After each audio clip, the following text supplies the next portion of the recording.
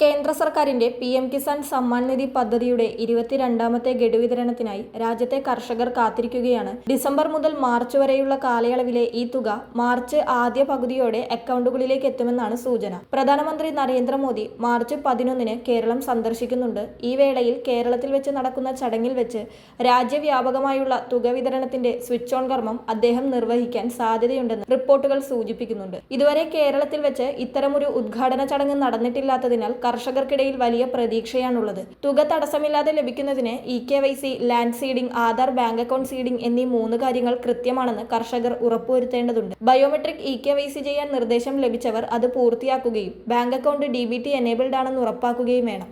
PM കിസാന്റെ ഔദ്യോഗിക വെബ്സൈറ്റിലെ no your status എന്ന option വഴി നിലവിലെ സ്റ്റാറ്റസ് പരിശോധിക്കാവുന്നതാണ്. മുൻപ് 21 ഗഡുക്കളും മുടങ്ങാതെ ലഭിച്ചവർക്ക് ഇത്തവണ പ്രത്യേകിച്ചൊന്നും ചെയ്യേണ്ടതില്ലെങ്കിലും മുൻപത്തെ തുകകൾ മുടങ്ങിയവർ സ്റ്റാറ്റസ് പരിശോധിച്ച് പോരായ്മകൾ പരിഹരിക്കേണ്ടതാണ്.